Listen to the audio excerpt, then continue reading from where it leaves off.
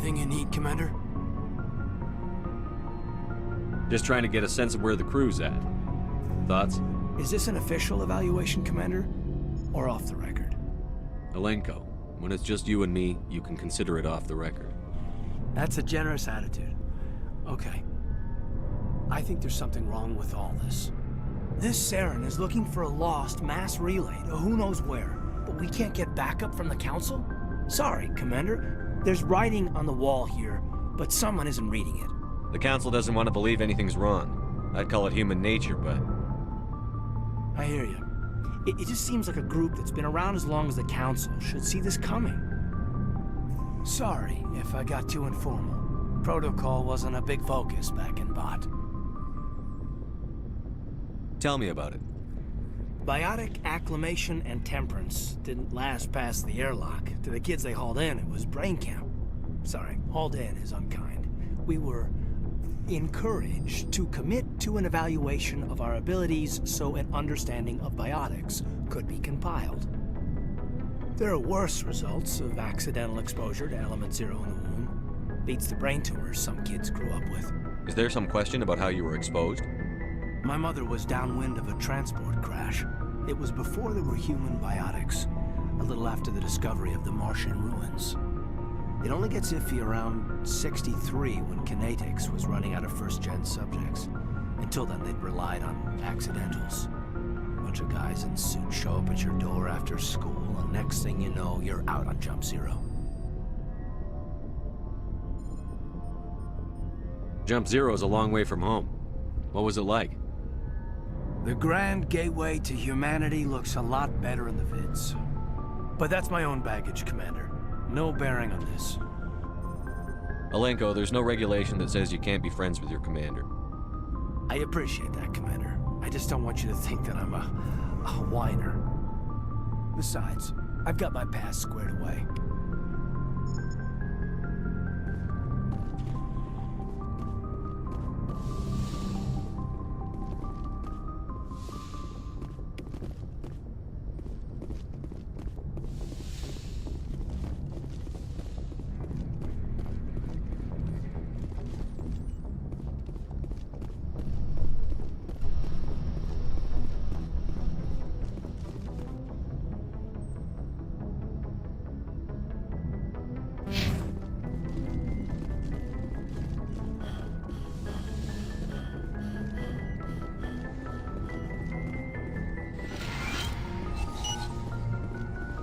Yes, Commander? Is there something you need? How well do you know the Lieutenant? I'd never worked with him before this mission. But he has an impressive service record, over a dozen special commendations. Tends to keep to himself, though. Maybe because of the headaches. It's not easy being an L2. What does that have to do with it? Well, most biotics now use the L3 implants. Lieutenant Alenko was wired with the old L2 configuration. Sometimes there are complications. What kind of complications? Severe mental disabilities, insanity, crippling physical pain. There's a long list of horrific side effects. Caden's lucky. He just gets migraines. I should go. Goodbye, Commander.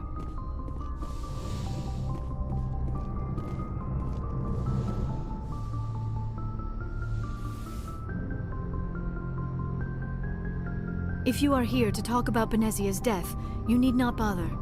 She brought it upon herself. Don't pretend it doesn't bother you. She was your mother. She was. But she was not. I prefer to remember Benezia as she used to be, before she was corrupted by Sovereign's power. The best of your mother lives on in you. Her determination, her intelligence, her strength.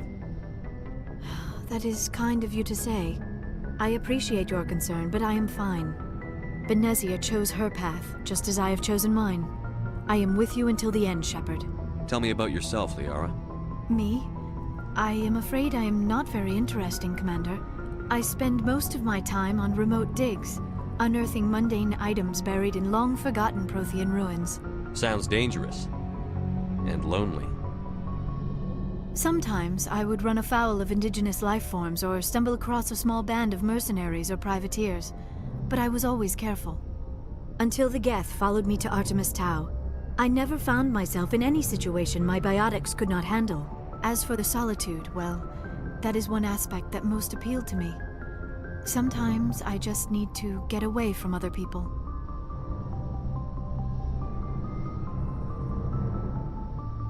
You must enjoy something about it. I love my work. Seeking out history's lost secrets has a special appeal for me. You were actually touched by working Prothean technology. That is why I find you so fascinating, Commander. Sounds like you want to dissect me in a lab somewhere. What? No, I did not mean to insinuate. I never meant to offend you, Shepard.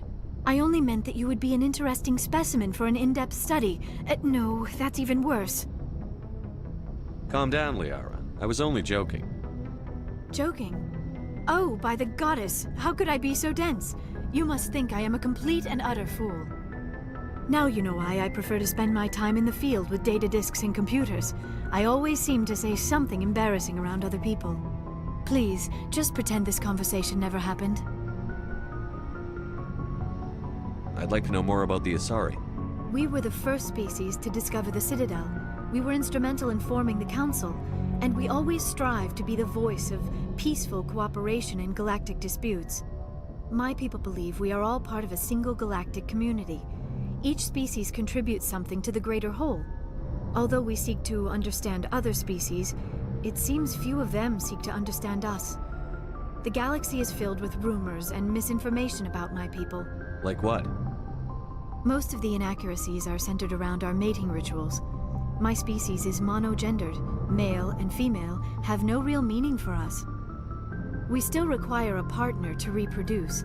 This second parent, however, may be of any species and any gender. I don't understand. Your species can mate with anyone? Mating is not quite the proper term, not as you understand it. Physical contact may or may not be involved, but it is not an essential element of the union. The true connection is mental. Our physiology allows us to meld with other beings. We can touch the very depths of their minds. We explore the genetic memory of their species. We share the most basic elements of their individual and racial identities. We then pass these traits on to our daughters. It is how we learn to grow as a species and how we develop a greater understanding of other races. What happens to your partner after the union? Every relationship is different. Some unions are a single encounter with both parents parting ways afterwards. Others can be more long-term. Sometimes an Asari and her partner will stay together for many decades.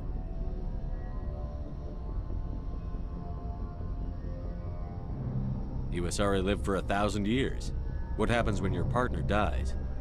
Few sapient species live as long as my kind. We have learned to take a philosophical approach to our unions. We do not focus on the inevitable loss of our partners. Instead, we enjoy the time we spend with them. And even after they're gone, a part of them lives on in us. The union is a connection that transcends both time and space. Do you know who Matriarch Benezia chose as her partner? She rarely spoke of her partner. Though I know my father, if you want to use that term, was another Asari. I thought you always needed another species to serve as one of the parents. Think about it, Shepard. If we were not able to mate with our own species, we would have died out long before we ever mastered spaceflight and left our homeworld. Union with our own kind is no longer common, not for the purposes of reproduction. Most Asari believe it weakens our species. Asari daughters inherit racial traits from the father species. If both parents are Asari, then nothing has been gained, or so conventional wisdom would hold. I am what is sometimes called a pureblood. Though no Asari would ever be cruel enough to say the word to my face, it is a great insult among my people. It is possible Benezia's partner was embarrassed by their union. She may have been too ashamed to publicly acknowledge me as her offspring. How could anyone abandon their own child? I cannot answer that. This is all speculation on my part. It is possible she wanted to be part of my life, but something happened to her before she had the chance. Benezia never spoke of her partner. Whatever happened, it caused her too much pain to dwell on it. She raised me by herself, though that is not uncommon.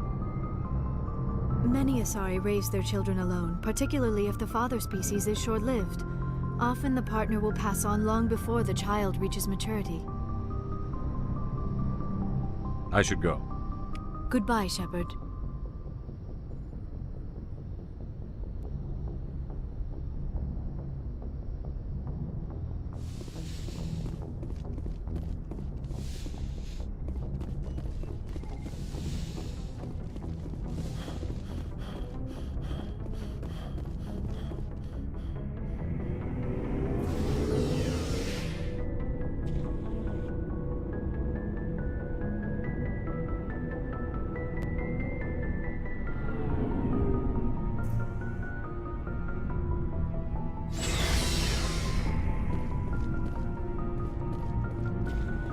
Commander, nice work out there.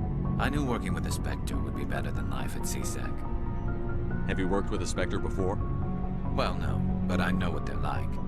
Spectres make their own rules. You're free to handle things your way. At CSEC, you're buried by rules. The damn bureaucrats are always on your back.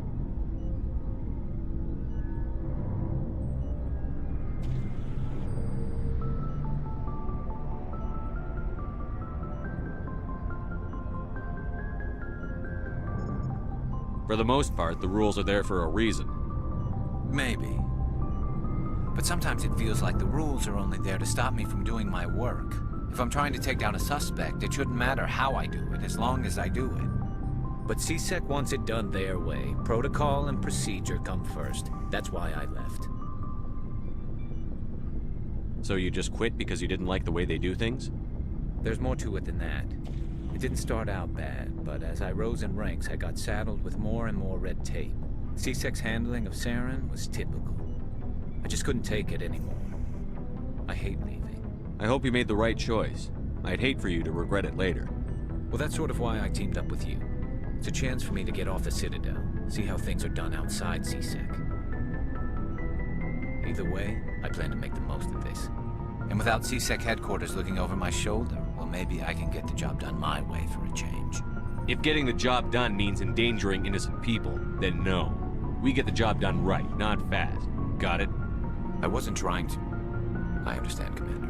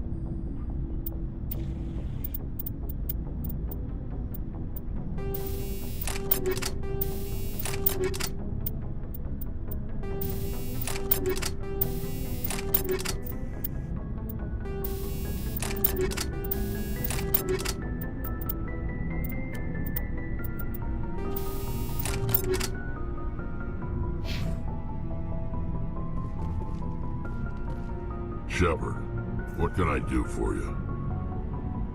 What's your story, Rex? There's no story. Go ask the Quarian if you want stories. You Krogan live for centuries. Don't tell me you haven't had a few interesting adventures. Well, there was this one time the Turians almost wiped out our entire race. That was fun. I heard about that. You know, they almost did the same to us. It's not the same. It seems pretty much the same to me. So your people were infected with a genetic mutation? An infection that makes only a few in 1,000 children survive birth? And I suppose it's destroying your entire species? I suppose it isn't all the same. I don't expect you to understand, but don't compare humanity's fate with the Krogan. Sorry, Rex. I wasn't trying to get you upset. Your ignorance doesn't upset me, Shepard. As for the Krogan, I gave up on them long ago. The genophage infected us, but it's not what's killing us. What can you tell me about the genophage? Ask the Solarians if you want details. They made it. All I know, it makes breeding nearly impossible. Thousands die in stillbirth, and most never get that far. Every Krogan is infected, every one. And no one's rushing to find a cure. Why don't the Krogan try to find a cure? When was the last time you saw a Krogan scientist? You ask a Krogan, would he rather find a cure for the genophage or fight for credits? He'll choose fighting every time. It's just who we are, Shepard. I can't change that. Nobody can. So long, Rex. Shepard. Commander, you have a minute to talk? I keep an open door policy. If you have any concerns, lay them on me. All right. I know things are different aboard the Normandy, but I'm concerned about the aliens, Vicarian and Rex. With all due respect, Commander, should they have full access to the ship? They may not serve the Alliance, Chief, but they're allies. At least as far as Saren goes. This is the most advanced ship in the Alliance Navy. I don't think we should give them free rein to poke around the vital systems. Engines, sensors, weapons.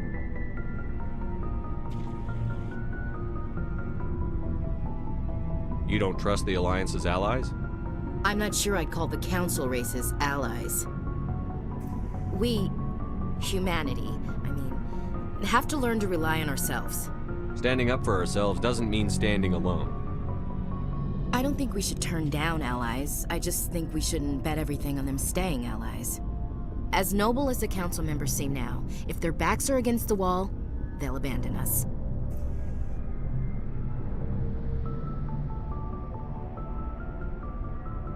I don't see that as inevitable. Look, if you're fighting a bear and the only way for you to survive is to sick your dog on it and run, you'll do it. As much as you love your dog, it isn't human. It's not racism, not really. Members of their species will always be more important to them than humans are. These seem like deeply held beliefs, Williams. What made you think this way? My family's defended the Alliance since it was founded. My father, grandfather, great-grandmother, they all picked up a rifle and swore the oath of service. I guess we just tend to think of Earth's interests as our own. I never knew my family. Grew up an orphan on Earth. Anybody in your family I'd have heard of? Couldn't say, Commander. So why are you out here? Just trying to get away from Earth? No. The future of humanity is out here. There's so much we haven't seen yet. Yeah.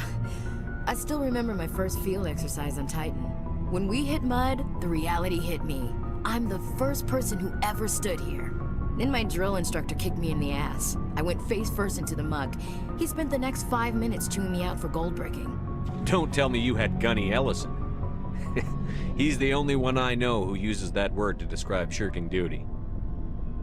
Oh, Lord. You went to the Makapog boot camp, too? Yeah. Gunny Ellison's still reaming out recruits down there. Kicking ass and using words like inveigle and pusillanimous. It doesn't sound like you've worked with aliens before. No, sir. Mainly I've been groundside, part of the surface garrison forces. I did get a rotation on a space station for training. Every Marine a rifleman, every rifleman ZG certified. That's odd. Your record is spotless and your technical scores are exemplary. You should be serving with the fleet. Anyway, that's why I haven't served with many aliens, Commander. All right. I can see where your concerns are coming from, Williams. But this is a multilateral mission. You're going to have to work with aliens, like it or not. It won't be a problem, Commander. You say jump, I say how high. You tell me to kiss a Turian, I'll ask which cheek. Would you kiss anyone I ordered you to? That depends, sir. If you ordered me to kiss a superior officer, that would be a violation of the regs concerning fraternization. That would make it an illegal order. I'd be required to decline and relieve you of command. Sir. What's your opinion on the last mission? You mean the Rachni, right? Like I said, the Rachni are dangerous. They proved that 2,000 years ago. You made the right decision, sir. You know, you really should talk to T'Soni about her mom. She has to be hurting. Just saying, Commander. We'll talk later, Williams. Looking forward to it, sir.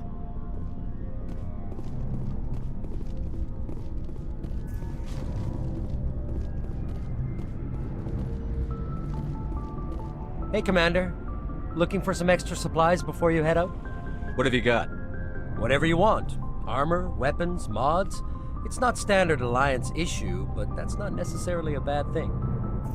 Well, as long as you don't mind paying for it. Why should I pay you for my weapons and armor? My stuff doesn't come from the Alliance. I have to purchase it myself, and it's not cheap. Hell, the licenses alone have set me back more than I'd like. But no licenses, no goods. Without the goods, I'm out of a job. Let's see what you've got. You bet, Commander.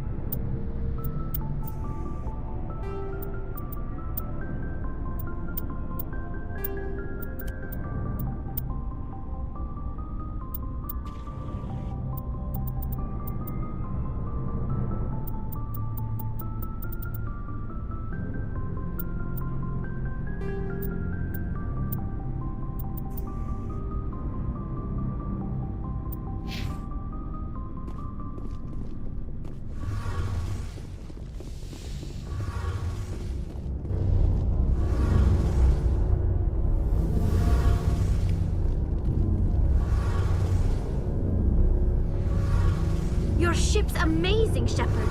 I've never seen a drive core like this before. I can't believe you were able to fit it into a ship this small.